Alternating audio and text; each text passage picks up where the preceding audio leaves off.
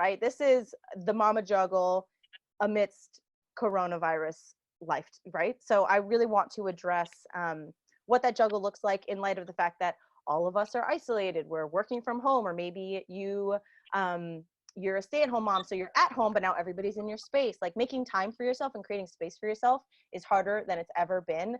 Andrea, hi. You being here just reminded me that Hi. I am recording. Okay. Hey, I'm gonna I was put like, crap, I forgot to record down. it. Yeah. So that's my goal with this series, bringing it online, making it virtual, making the Corona edition, is to keep having these conversations, these unfiltered conversations about that juggle of motherhood and all the things that go with it, but not to be tone deaf, to really frame it in the context of what motherhood looks like for us now, which, as we've discussed, it looks like pantry hours, and like it's exciting to go to happy hour and see your friend on a little square grid. And this is not normal, but we're here to make the most of it and see how we can, you know, come out on top. So the Champagne Society is one way we're going to try and do that. And when Cristy, my lovely panelist here in the pink morph dress, agreed to be a panelist, we were talking about our intention for tonight and what we would love to have happen. And I actually wrote down as she was talking, because I loved it so much, she just said, I want to see these women's faces, give them some love and energy. We need each other, and we need a cocktail together. And I just thought that was so beautifully put. And so let's just have a little cheers. Cheers. Cheers. Oh, look at you, two healthy ones in there. I know there's an old fashioned back there somewhere, Julie. Who's drinking tea? I'm just kidding. We're all about that healthy lifestyle. You do you. A couple guidelines on what to expect before I bring in Cristy and we start talking. I'm going to have you all muted unless you're speaking. And if for some reason you're not muted and I mute you, don't be offended. I'm just trying to respect our speaker. And there's no pressure to be on camera or to share if you're not feeling comfortable or in the mood to share. But also this is a conversation. And so at any point, hop into the chat box with your questions, comments. If somebody is sharing something that is super vulnerable, normally we do snaps in the Champagne Society, but obviously this is virtual now. So just pour some love on them in the chat box so they don't feel so vulnerable and weird for doing what we do in the Champagne Society, which is get real and unfiltered and raw about what is present for you in this moment. Also, this is the trust tree. There's no judging ever. We curse a lot, we lay it down, we say it like it is. If that makes you uncomfortable, probably not the place for you. But we welcome all women from all walks of life, and there's no judging another woman's experience, because if you're not in her shoes, you don't know what it's like for her. So, okay. So save that real quick. Hey, Kate, close your door. Oh, yeah. Thank you. Yeah. Earmuffs. Connor, close your door. Wow, they just do what you tell them. It's like incredible to me. I know, right? I'm fantastic. I'm like, Maya, close your door. And she's like, no, I want a snack. I want a snack. Pantry hours. Pantry. If I gave Maya pantry hours, she'd throw something at me. But I'm looking forward to that when she gets older. So, okay, Cristy, would you just give a little wave? Can you guys all see Cristy? Is she in a little grid on your screen, or if you put speaker view on, can you see her easily? Good. Just thumbs up. I mean, yeah. Okay. If you can't, I don't have the solution anyway. So just wanted to acknowledge she's in the pink morph dress. Yes. And I thought we would start, Cristy, with you just telling us a little bit about yourself, like your personal life and the evolution of your amazing career that, you know, you said to me, like, my brand came to be through a lot of blood, sweat, and tears. And so I think that's important to know as well, like the evolution of you, Cristy, the mom, and you, Cristy, the business owner, up until this point, until point Corona, actually. Until point Corona. Okay, great. How much time do we have? All right, Kate, Susie, Scram. Okay, thank you. Sorry. No. Hi. Okay, so I'm Cristy, and yeah, so I know some of you. I'm really excited to meet all of you. Thank you so much for taking your time to be here and giving us some patience with working out some kinks and trying to figure out how this whole thing works. I started Morph a few years ago, and the way it started was I went to a party. I had this dress on. It took me 1.5 years to make it. I'm not a trained designer. In fact, I'd only sewn curtains really up until that point. It sounds funny to even say, but my father's mother passed away, and then some years later he gave me her sewing machine, and I got obsessed with doing something with it, and I don't even really know why, but I thought I was going to sew, and I took out some Vogue patterns that I found at a thrift store or vintage shop, and realized that my dyslexia was never, ever, ever, ever going to let me read one of those things. But I was still kind of obsessed and still felt like I was supposed to be sewing. And so I created this dress. It took me a year, almost a year and a half to do it. But you know, what I thought was a disability at first, being dyslexic, I think is really why this whole thing happened. And I think that's true of a lot of things. I think things that we think are challenges can really work in our benefit if we really lean in. But that took a lot of grit and a lot of sleepless nights and kind of going, why am I doing this? And then, so I had the bad business. Can I interrupt you real quick? Yeah. Can you, for the person watching, I don't know who they would be, but who doesn't know what a morph dress is, could you just like show them real quick? Could you just stand up? You don't have to do like a whole demo, but could you just show them what is all the hype about with the dress? And I'm also wearing a morph dress. All right, let's see if you can wear them like a million ways, but this is my morph today. Okay, I don't know if what y'all can see. Yeah. Here we go. I kind of want like club music, like just. Okay, so the morph does a bunch of different things. And let me see if I can pull my bra up so I don't show you guys too much. I mean, I like you guys and everything. Yeah. Okay, so the sleeves. Gervais is wearing the sleeves. Where's my dollar bills? I need 20s, baby. Abundance. So you cross it around the neck here. This is how I'm wearing mine. Yep. You can go across here. You can do lots of little twisty things. You can do a little bow. But it starts off with sleeves. So let's do that. Mm-hmm. So this is how you start. Kind of in work mode. And then, ooh, hi. Oh, hey. Then you can go as short as you want. It can become a shirt. You can wear a belt with it. It's so funny. As many things as it does, I almost always wear it the same way, which is like one shoulder. But you make a pocket by just dropping a sleeve in. Love it. And you can wear it as a maxi dress. Let's do that real quick. And so you sewed this. So this, like, just to give women an idea, when you say like, I was sewing curtains, and then I was like, hey, how about a dress you can wear 7,000 ways? That's like the same as a curtain, you know? Well, yeah.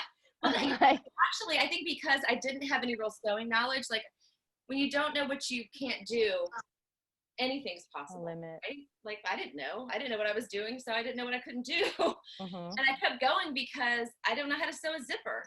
So like, what if this thing can stretch this way and then that way and then make it short? And then, I love it. You know, that's basically how it happened. So I think it really turned out to be, and it's a skirt and a shirt, yada, yada, yada. But you get the gist. It goes on. You can go to her profile on Instagram, and she shows it worn a million different ways. But so to give people an idea also of at this point in time when you started playing around with, before you're at the party where you're wearing it, what was your personal life looking like? What was your mom life like? Who was Cristy the mom at this time? Cristy the mom had two littles. We were living in Fort Lauderdale at the time. We had left Charleston, missed it terribly. Lived in Miami for 3 or 4 years and then moved as north as we could and still own a business in Biscayne Bay in Miami. We had Sea-Tow, which was towing recreational boats, that kind of thing, whatever. But we lived on the beach, thank goodness. Our house was about this big. I designed this thing in my cloffice, which literally was a closet, office, sewing room. And when you sew, you need a lot of space. I mean, I was like in heaps and heaps of like fabric. And I remember Connor, he was real little, and he came to me, he's like, Mom, what are you doing? What are you doing with all of this sewing? And I was like, I'm starting a clothing line. And he's like, but Mom, you don't know how to sew. I was like, I can figure it out. Touché. And, you know, I mean, and I want to teach them that. I think that's the most important thing, is I want to teach them that, like, you're not born knowing how to do anything. Nothing. Mm-hmm. and I remember my kids, they're really relatively pick up things pretty quickly, but in times when they haven't, historically, it's, well, I don't want to do this, or I don't want to whatever. I'm like, nobody knows how to do anything.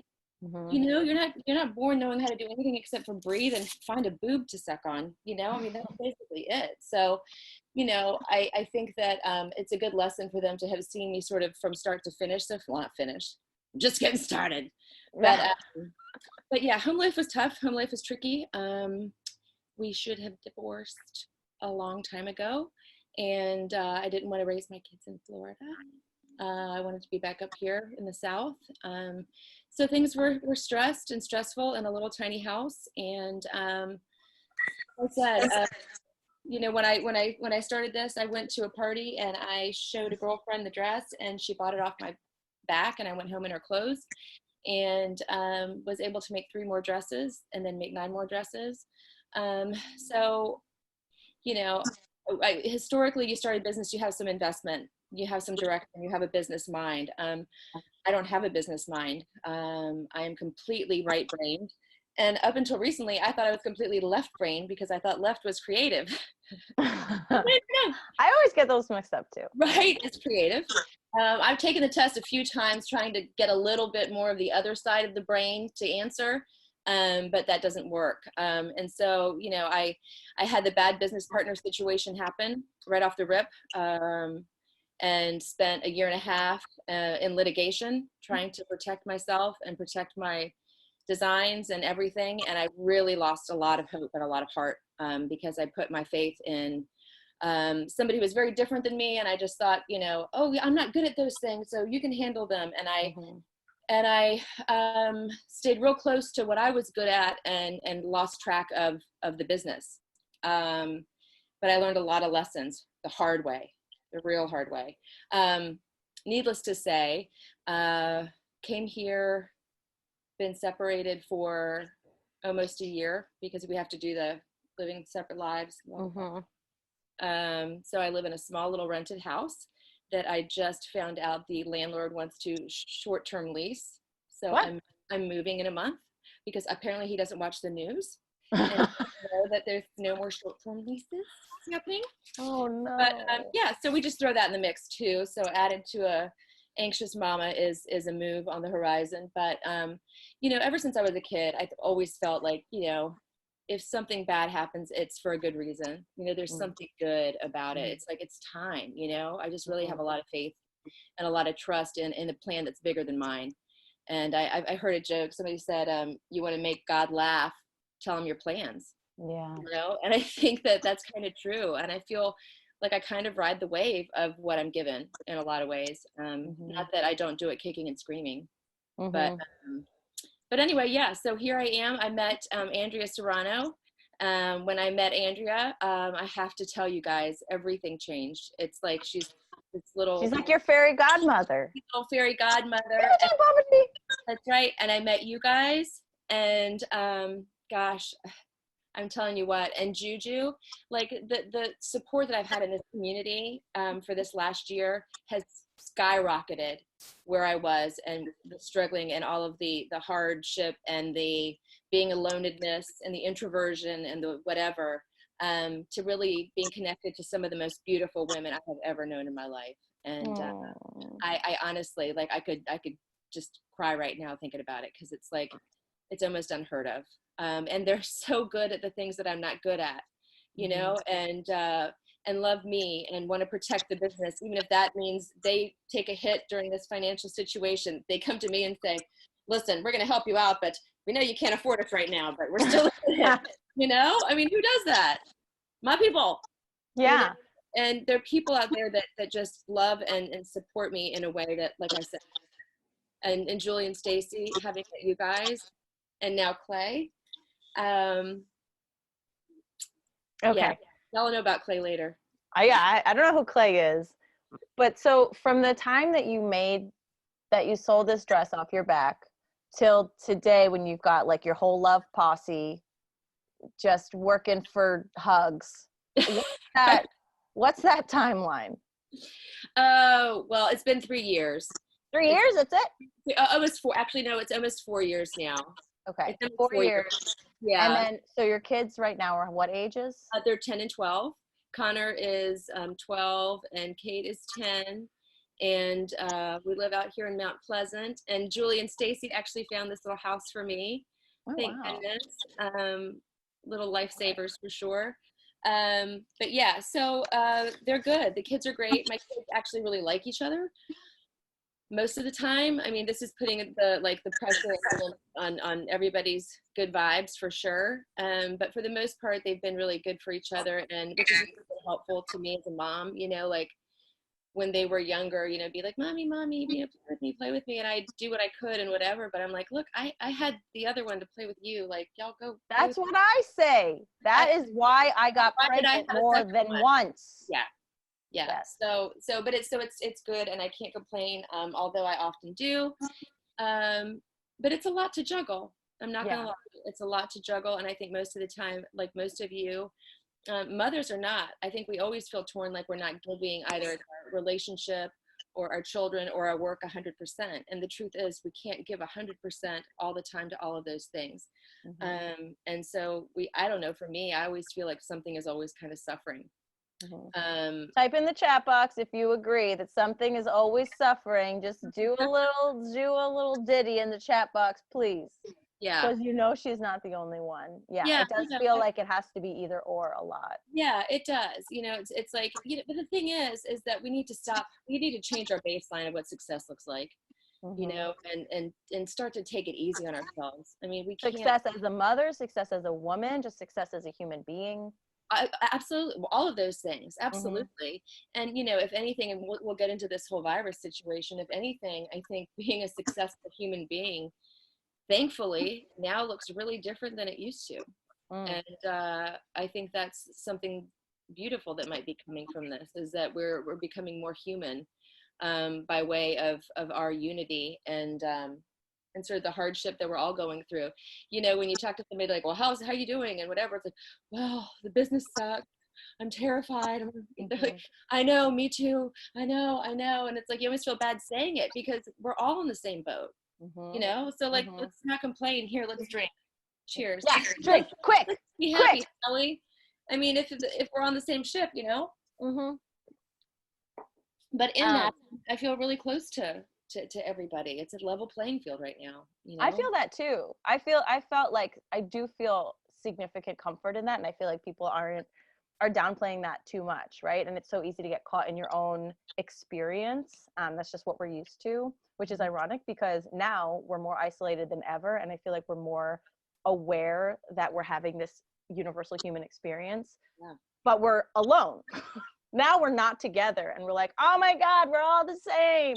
We all want the same things. We all suffer in the same ways. What was I thinking? But then when we're all intermingled, it's like, I'm the only one. My problems are unique. Right.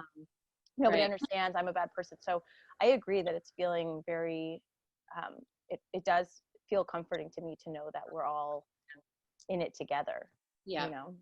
Well, and I think the things that separated us, whether it was our political identities, how great is it, by the way? Hang on, listen. You hear that? What? No. It's not politics. Wow. No one's complaining. Oh, you just wait. I'm just kidding. You know what I mean? It's like we don't have to listen to that anymore right now, you know? It's like those things are so secondary. Those sort of things that we have so associated ourselves with, our religions, our whatever, you know? It's like all of that is quiet right now, because being human is more important right now than who you're voting for. Yeah. Think about, you know? 100%. It's like we aren't who we're voting for. We aren't our political persuasion or religious persuasion even. We're not any of those things. We're human beings first. Wait, that reminds me of something that you said when we talked before on our earlier call. You said, this is the time to reevaluate our values. All the things we have formed our identity around, like our external markers of success, are fleeting. When they don't exist, we say, who are we? Yeah. And I think, that shit was deep. Okay, girl. But it's true. I think we really have to, right? But then I wonder, because it does feel like before this, even in the Champagne Society, let's say, somebody would say to me like, oh, well, I don't go to those events because I'm not an entrepreneur. And I was like, it's not just for entrepreneurs, just for women. It's like, if you're a woman, you will find something from it. Definitely if you're a mother, you will find something from it, because motherhood is a great equalizer, but we put these labels on ourselves, right? And so yeah, like when these external markers don't exist, when you think about like, who are we? I wonder now, in the context of corona, right? Like, who do you find that you are now? What has changed for you for your business, and what has changed for you for the labels that you're giving yourself? Yeah, you know, I've always been a pretty internally driven person, not driven, but internally, like, I never had a mentor. I grew up in a very chaotic household. I didn't really look to others for approval or acceptance. I always had my own style. I didn't really care about trends. I don't know. Like, I've really relied on myself to kind of decide who I am, and to give myself the freedom to change that too. There are a lot of things that I'm not keen on about myself, that I don't dig, that I want to change and I want to work on for sure. But I don't think I've ever defined myself outwardly by possessions. I don't own a nice purse. I don't put a whole lot of value into any of that. You know, however, do I want security? Yeah, you know, and up until just recently, we're on a pretty fast path, you know, in these last 6 months. I mean, we had a viral video that got 20 million views, and overnight we were selling to Australia and, you know, places in Africa and Egypt and stuff, you know, and it's like, yeah, this is great. This is awesome. We're going, you know, and then the train literally gets stopped. And, you know, I don't get too attached to it, but damn, I've got 2 little kids, you know, that I've got to provide for. And so that scares me, you know. It's not that I wouldn't be who I am without the business, but the business does provide, or has recently. And without that, I get really, really nervous. But defining myself, you know, like, I'm a person who laughs their own jokes, always have been. I can't tell a good joke and laugh before the punchline, but I think I'm pretty witty. You know, like, there are things that I love about myself that won't change, that can't change, that can't be taken away. I would give the mouth to a spider to save its life. No, girl. Not literally, but pretty that. close. I mean, I catch them and, you know, talk to them. Catch and release them. Catch and release. Yeah.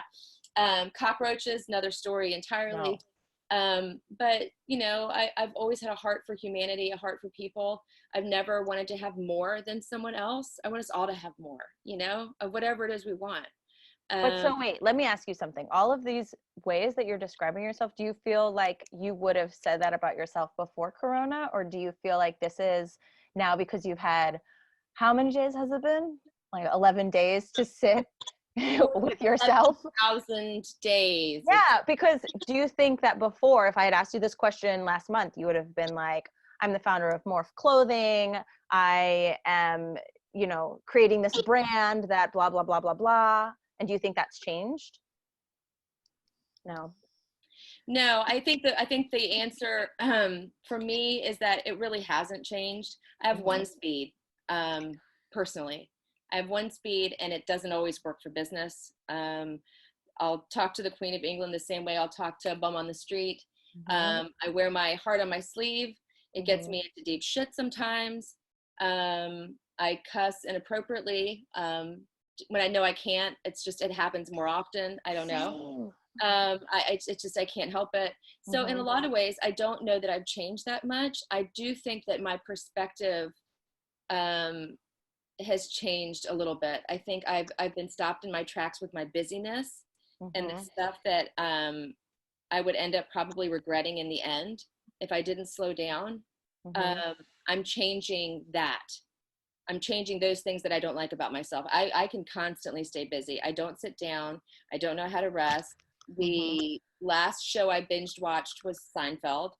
I mean, I don't watch TV. I don't know. I have no idea. Like, I don't know how to do that.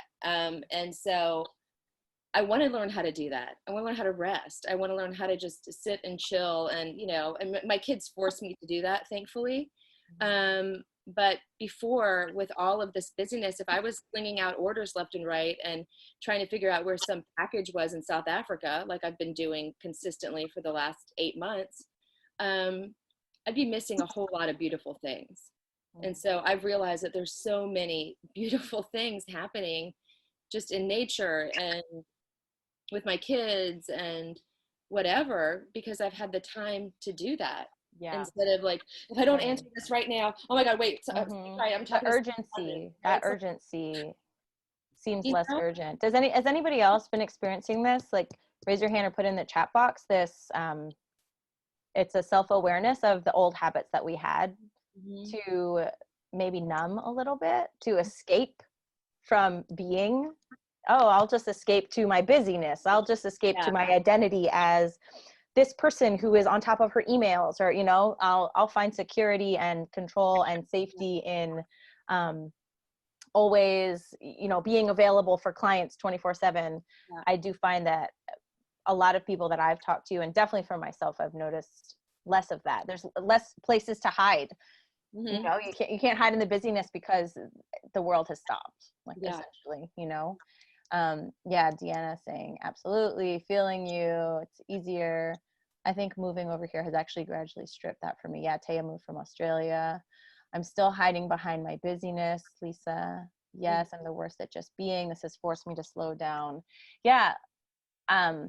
Lisa, I feel you. I feel like most women that I know are hiding behind busyness, and it's not a flaw. It's how we're like been trained to be for so long, because busy equals motivated, busy equals successful, busy equals, you know, I don't know, what else do you think?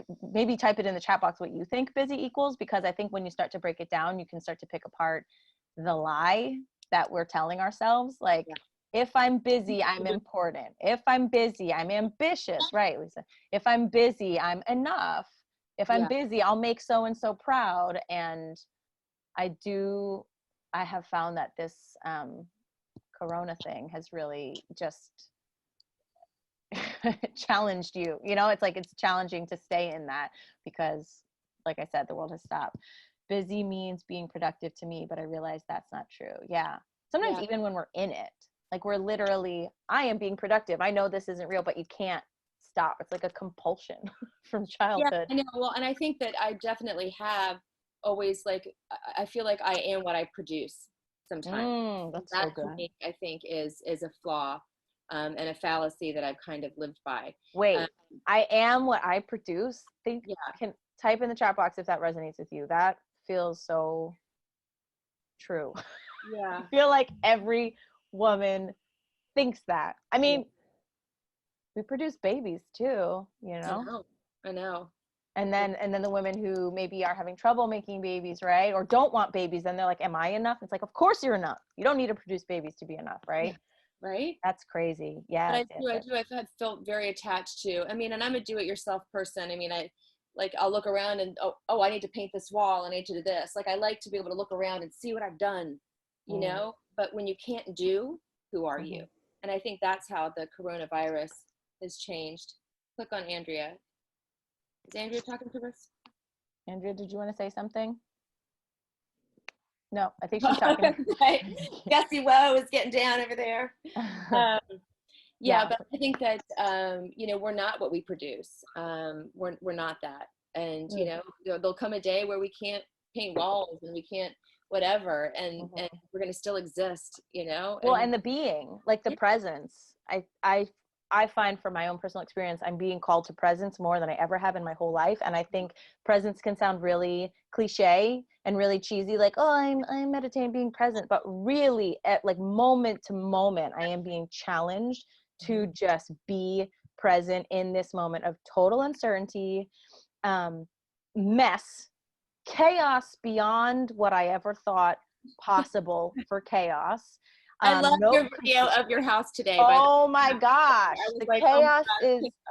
And you know what we did? We have a karaoke machine. We had like a little dance party today, because after dinner I was like, whoa, Kevin and I are so uptight right now, because I was like, I really have I'd like to prep for my call, and Kevin wanted to work out, and the house is a disaster and the fridge is broken. And I was like, you know what? we are being challenged in this moment. We can stress and produce and create and clean and make a clean house and say, look what I did. I am enough because my house is orderly. Or we could just leave it all to shit. You can exercise your body, and I could have a dance party with the girls, and we just stopped everything, and for 30 minutes like had this crazy, ridiculous dance party. And I could see how happy my kids were. Right. But the thing is, I did it for the kids, but I also did it for me, you know? And so I got the gift of experiencing presence when I let go of that idea of I am what I create, you know? Yeah. That's it's really potent, and I think I've lived with that for a long time in my life, and thinking I don't need anybody and I've got this, and really have kind of put my worth and my value in those things, not necessarily the car I drive or whatever. But what you do, what you create. What I do. Yeah, but what I do. And you know, the truth is that this is like a stopping point for all of us, because what we do and what we've done in the past, we're not doing anymore. Yep. But I'm still equally busy, if not more so, in a way, because I'm like Juju. I'm chasing after the kids, and I'm 3 meals a day. I mean, they have to eat 3 times a day. Like that's mine. It seems like 6. Dinner I swear. Night. Like I can't even get my head.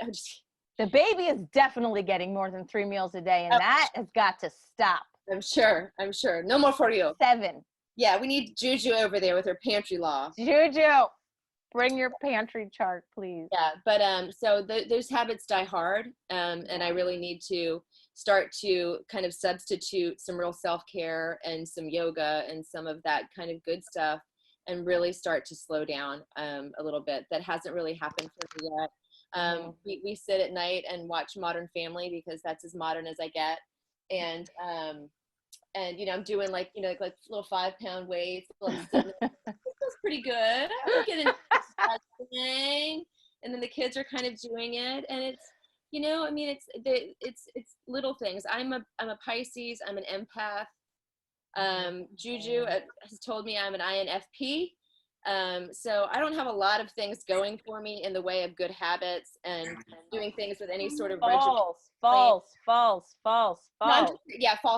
Cancel clear. I'm just saying, historically speaking, that it's difficult for me to really get in a habit and stick with it, good or bad. Like I get vitamins, I take them for 3 days. So, okay, wait. In the chat box, if you get vitamins and you take them for 3 days, in the chat box, if you lift weights for 4 days and then they collect dust under your, what's this called? Dresser.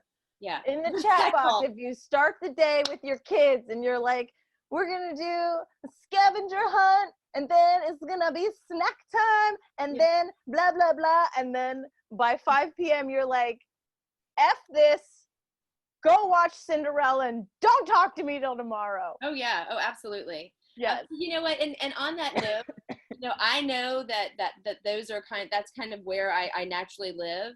But in the beauty of relating to other women, several of which are right sitting in front of me, I realize that we're all so different, and that we function so differently, that's why we need each other so desperately. You know, like I mean, I feel like Sisyphus rolling the effing boulder up the hill every day.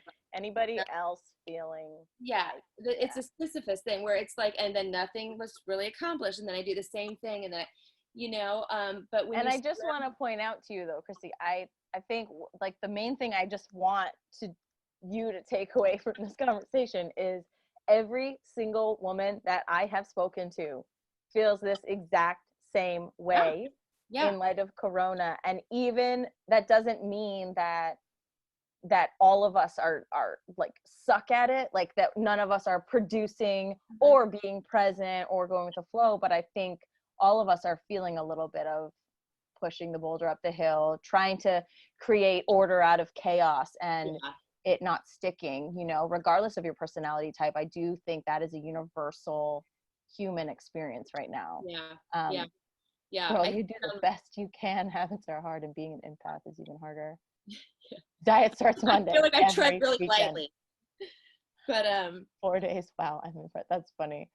I've promised making Play-Doh for at least the last 6 days.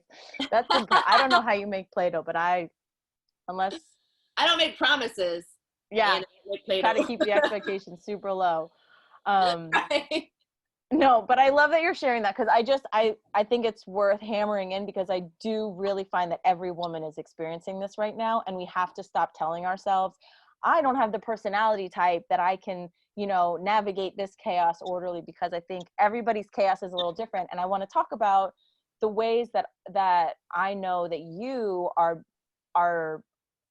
the word that's coming up for me is elegance. Like, I feel like you are navigating this with so much elegance in a different way that's other women would be like, God, I'm really good at habits, but if only I could navigate this like a Pisces empath, Ooh, then I it like would it. all be better, right? Well, And so well, what did you say? You said on our call, we've survived every single worst day we've had so far, which I think is just a beautiful Yeah, quote. right? We've survived every single worst day we've had so far. Yep. So what do you think are things that you have done for yourself and your family, ways of being that you've like shifted into since Corona, or habits that you're not even thinking of like habits, because it's not like work out this many times a day, but it's just a habit of thought Yeah. habits, Yeah. creating new thought patterns.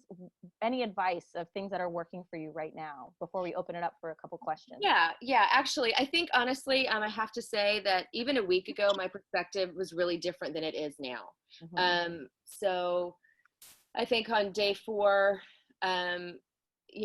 of last week, day 4 of quarantine, like I was definitely in a place. The day before I was like real inspired, and the next day I was like, what the hell am I gonna I'm freaking out. Right. And I was just like beyond myself, and thinking that everything I tried to create is crumbling, and everything blah blah blah blah blah, and now I have to be out of my house, and now I have to, it's like but I realized, those things have always really been fleeting. And I think it's just such a good reminder to us that those things are always, bound to fall away. Like, I don't think, for me, I've experienced in life that nothing is always good. So, if the money's good, the marriage is bad. If the kids are happy, the parent is ill. There are lumps to be found and whatever. Like, we're never secure. Nothing's ever 100%. It just doesn't work that way. I don't think God designed the world to create happiness for us. He created for things to overcome in a way. And so I feel like I'm putting those skills to real use right now.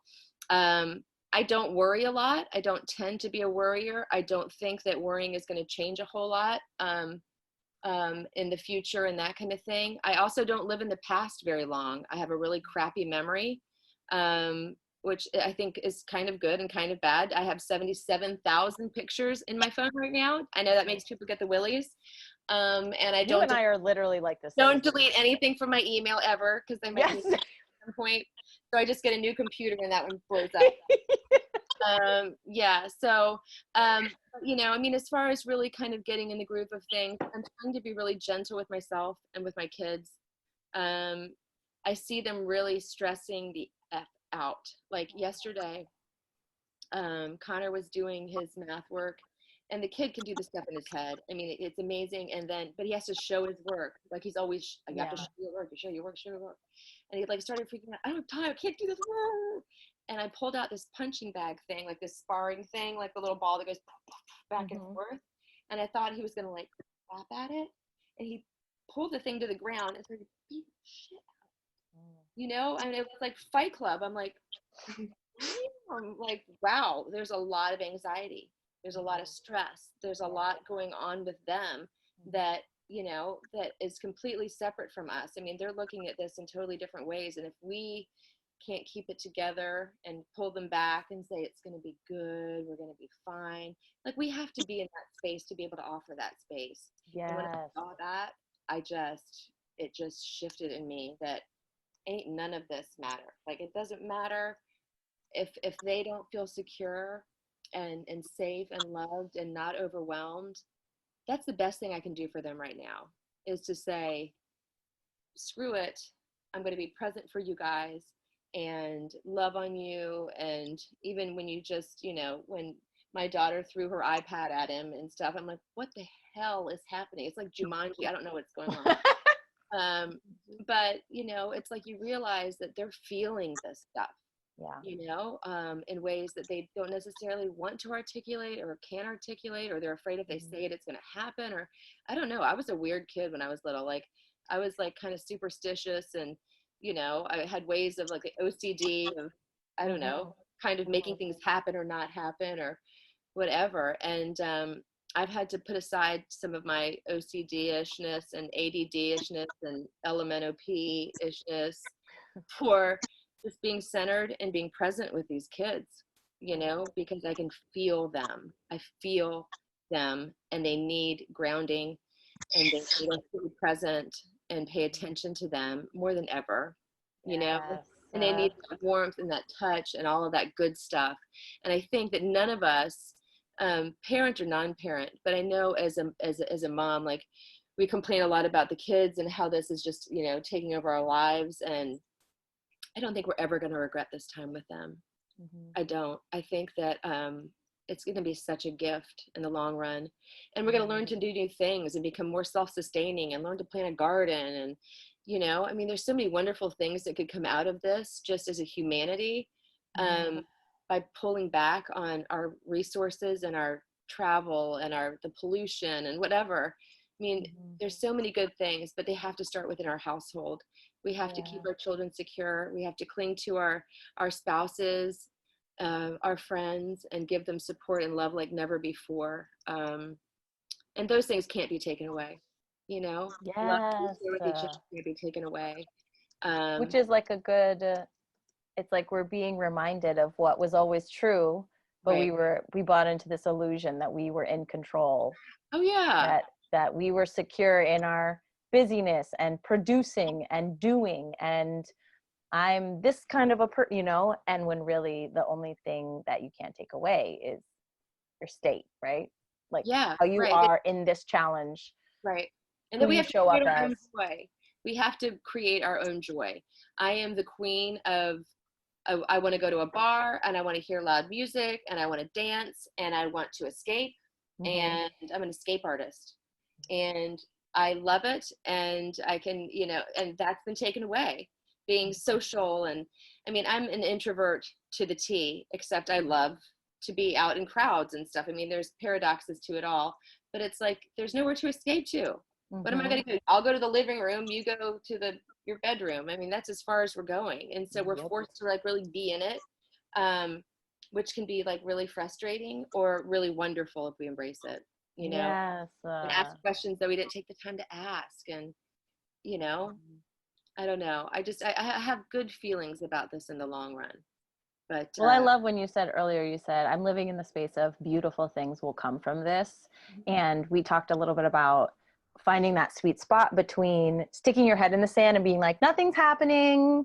Everything is happening for a reason. Like, I'm fine. I don't have to, participate in this or know anything that's going on. And then the opposite of like, I'm totally panicking. The world is ending. I'm not safe. My family's not safe. I don't feel safe, and which the point is like, what is most helpful in this moment? And so I love the advice that you're sharing, which is like, manage your own energy first so that you can at least create the security for your children, that they're safe and that you're present in that moment, and that can't be taken away, right? Well, and like what you said about, the dance party, started for the girls and turned out to be a gift for you. Yeah, it shifted the mood in the whole house.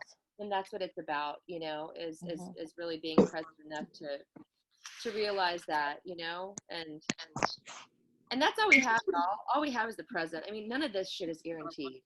None of it, none of us is guaranteed another day here.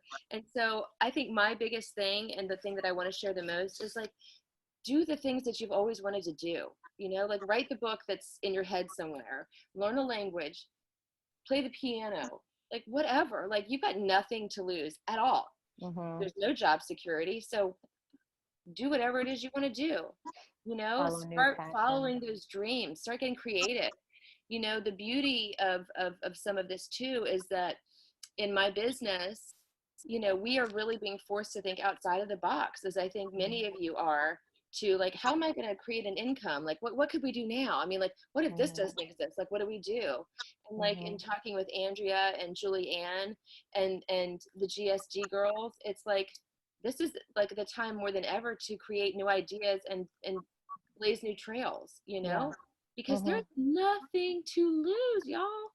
I mean, I'm not saying it's the end, but we should live like it's the end. You know what I mean? We should. Well, we always should have. That's like been the advice since the end of time. Like, tomorrow's not guaranteed. Like, live every day like it's your last. Seize the day. Yeah. But it's not cliches are now true.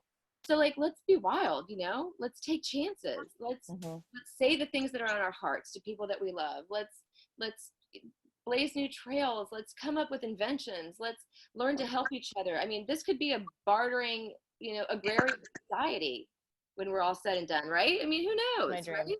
So let's share what I have. Here, I'll give you this. You give me this. How can I help you? And when we help somebody, they help themselves. It's just such a really neat time. I mean, it's like a time to, it's like start creation all over again, really. I mean, in small ways, it might have really big ripple effects, you know? Outside of the box thinking is everything. And the world is changing. I mean, if you think about the fact that, like, if people can't go and vote, and I'm not a political person, but if people can't go and vote, we still need an election. So the government's going to have to figure out how to do all that online. And then almost everybody on the planet can vote and make it easier. And maybe we start to participate more because it's not such a pain in the ass and we're standing in some sweaty school trying to vote and whatever. You like weird things are going to, you know, there's going to be some really good ripples, I think, to come from this for the long term. And it's going to take some time. And I don't think people are necessarily ready for me to like go out and like thank the coronavirus for Om Mani Padme Om, you know, like I don't think anybody's really ready for that. Considering that there's a real loss of life and a real fear, and we all have aging parents and all of that stuff. But in that, humor keeps us alive. You know, we have to keep a sense of humor. Some of the funniest stuff that I've seen lately is by Julian Taylor on Instagram. She's these like funny, charming things that just keep me giggling and that are lighthearted yet tasteful. See, that's why I'm obviously right, because I push the borders of taste, I think, sometimes. But you know, I think that we do need to have a sense of humor about this. We are going to get through it. Well, and the point is too, like, whether you have a sense of humor or not, it's still happening. Whether you're looking on the bright side or the dark side, it's still happening, and it's not in your control, and it never was. So you might as well control the one thing that is in your control, which is your perspective and the way that you're looking at it. Absolutely. Right? Which I think you're doing so beautifully. So thank you for sharing that. It's so absolutely, yeah. It's just like rejuvenating. I would love to open it up if anybody has any questions or things they want to share or bring to the table. By table, I mean grid. This is weird. This is a new thing. Hold on. What is happening in this chat box? My kids' scavenger hunt they make themselves includes raiding my bathroom closet and stealing and then hiding my fucking vitamins and supplements. I found a jar that I was looking for yesterday in my shoe. I love everything that is being said right now. Agree, the special time with our families is the fruit. Our kids will look back and remember the special together time of this season. I've never played so many games of Uno, but my kids are loving it. Yeah. For lunch lady job for show. Yeah, think outside the box, Juju. As long as I can wear a bedazzled hairnet. As long as what? What does it say? Julianne said, as long as I can wear a bedazzled hairnet. Yes. Girl, I love that post. That was amazing. Yeah, any like last call if anybody wants to share. How has being an empath helped you as an entrepreneur? Ooh, we were talking about this as soon as we hopped on the call today. Not this call, the last one. Yeah, you know, okay, so it's interesting. I think that, Gervais, you and I were kind of talking about like how we kind of lead first with our hearts and then go, holy shit, does this make sense business-wise? Yeah. Like, oh my God, this sounds fantastic and it feels so good. And then you go, yes. Wait a minute. Is that going to help me pay for a new refrigerator? Right. How do we make money doing this? Yeah, probably not. It's not going to happen. But I think that there is a balance. And I think that, the more authentic we are and we sort of follow that and really trust it and put some power behind it. And when we feel authentic, we give others sort of the right and the energy to feel authentic too. And successful business comes from how people feel when they buy something from you or have a service from you or whatever. It's how they feel. Like, I mean, this dress can be knocked off tomorrow. And, you know, what'll keep me in business is because how people feel about the company, about the person who's behind it, the people, the team that's behind it, you know? So I think you have to stay authentic. You know, people know fake. And right now, more than ever, we can smell it. And I think people are over it, which is wonderful. Like, I think people want to see the real. They want to see the messy hair and the crying kids and the, I don't know what the F I'm doing either.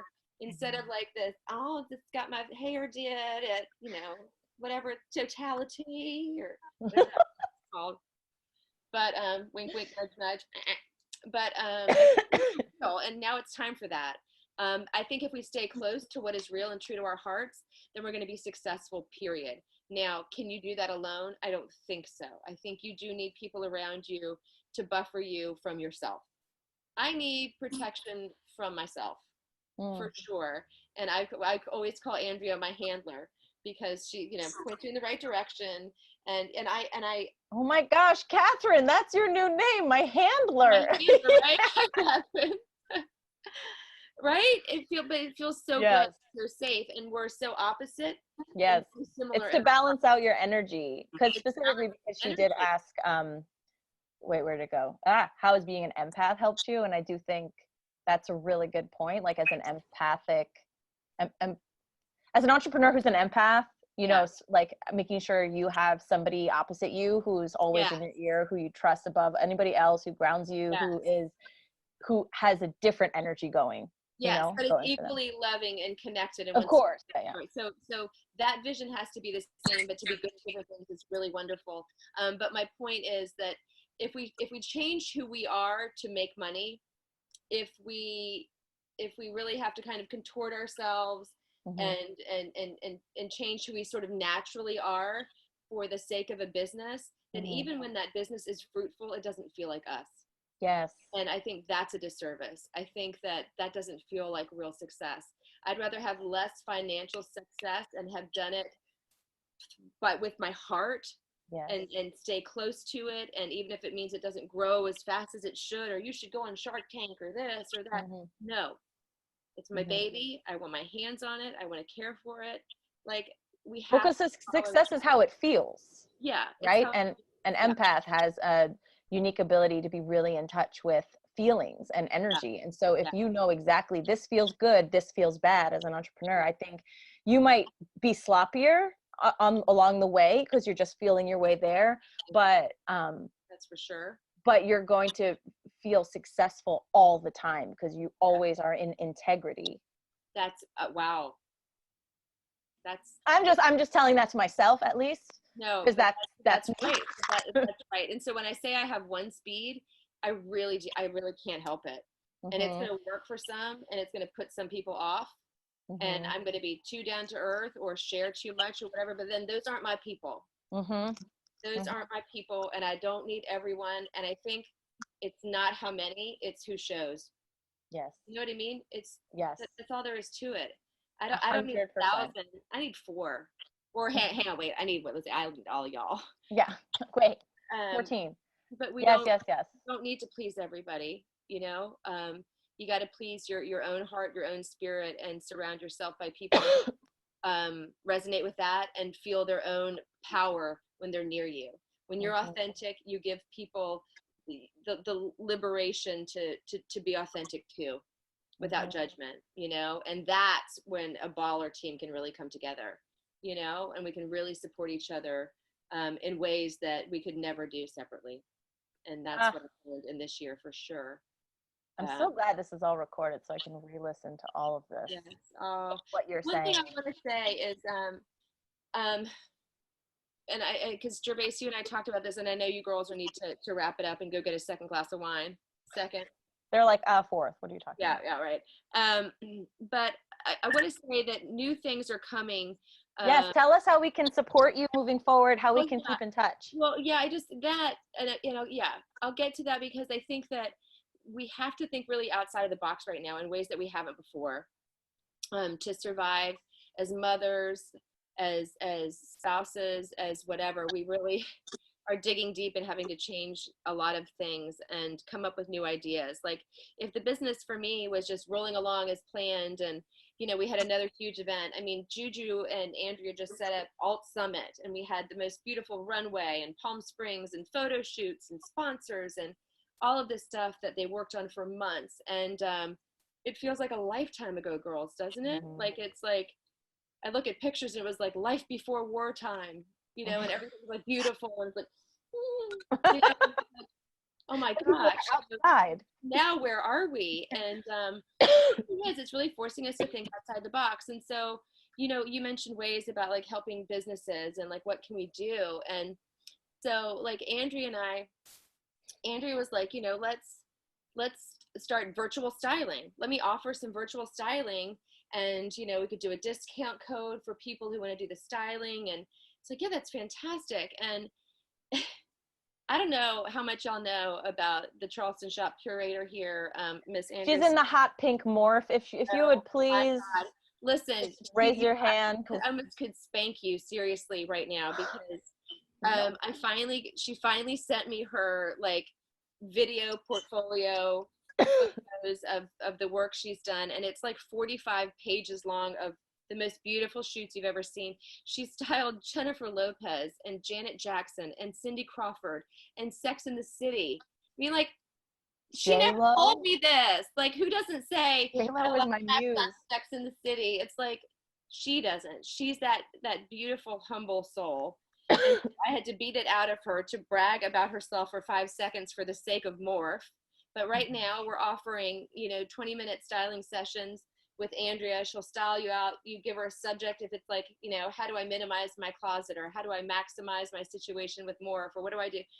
And then the thought was, shoot, if you're doing this for Morph, you need to parlay this into your own styling stitch. You need to link your blogs and your, virtual styling stuff to your thing, so that can be something that she can parlay in the future that may not would have come from if we had everything moving forward, or we're too busy in planning events and so forth. Like, would we have come up with the idea to kind of roll this out, and then roll it out for her? And so she has an extension of this already set up for her own, stuff. It's just, we need to really start. Hi Connor. Connor's giving me thumbs up.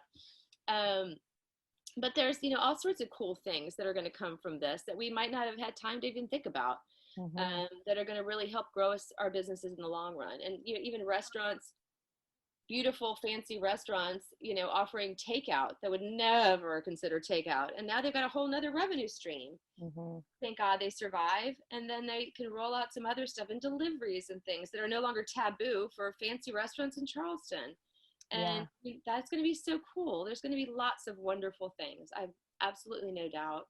And though, to harness everything that you're saying, just to hammer it home, I feel like those opportunities are available to everybody right now, right? But you have to be in the mindset of, there is an opportunity here for me too, right? Like, I am capable as well of finding the opportunities in this challenge, because just like every challenge presents an opportunity. So, you wouldn't necessarily see it if you didn't have that mindset. So that's just a testament to you and your team and Andrea and Juju, and the way that you think about business, the way that you think about collaborations, the way that you think about life in general, right? And so you're going to make lemonade out of lemons. I was just going to say it. I'm like, we all have the same big giant bowl of lemons right now, right? So it's like, what we do with it. Don't give in to the fear and the panic. Not that it's not justified, but wait, what is happening with Stace and Juju? Not that it's not justified. Oh my gosh, why do you have the accordion? Oh my God! Is that an accordion? He's not there. No, that's cool. Yeah, that's totally on topic. All right. But yeah, there's so many opportunities if you can just make sure that you're in the headspace to see them. And remember, I'm just But, laughing at these two ding dongs over here. two ding dongs. What Cristy said, the way that you can support her and Morph, you know, Andrea's doing those free 20-minute style sessions, and then virtually, obviously. And then you said, what if you decide to purchase a Morph after that, you get 15% off, right? Yeah. And I wanted to mention this thing that Cristy told me on the phone today that they're also doing, is that she has a seamstress who's making masks. Yeah. Like she's calling them fashion masks. They're face masks made out of fabric. They're basically what everybody else is making, except, you know, we're not in a sterile situation, and I don't have the government secret codes for how these things are made. Right. You did it the way an intuitive empath does it. You're like, I want to help. This is the part of fabric, and then I put stuff on it, and then we made a mask. But I just don't want to put any claims on something that's going to end up coming back to haunt me in the future. You know, we're not making this protects you from voodoo and witchcraft and the coronavirus. I need it. Right. But and it's a beautiful contribution. Anything that can help, we want to do. And I think so what I would ask more than you guys going and shopping for morphs right now, which is probably not in anyone's budget and whatever, is just to spread the good word, do something good, pay it forward to somebody. You know, check in on your neighbors virtually, or shout at them from the yard, or just buy your neighbor a morph so that she can feel appropriately dressed. I'm not sure which neighborhood you live in, but buy her a morph. That would be fantastic. But let's just put the good feelings out there. You know? I mean, that's why people want to shop from us, you know, is because I think that we have good vibes. And if y'all can share that, that would be just really lovely, you know. I mean, honestly, it'd be just the best thing ever.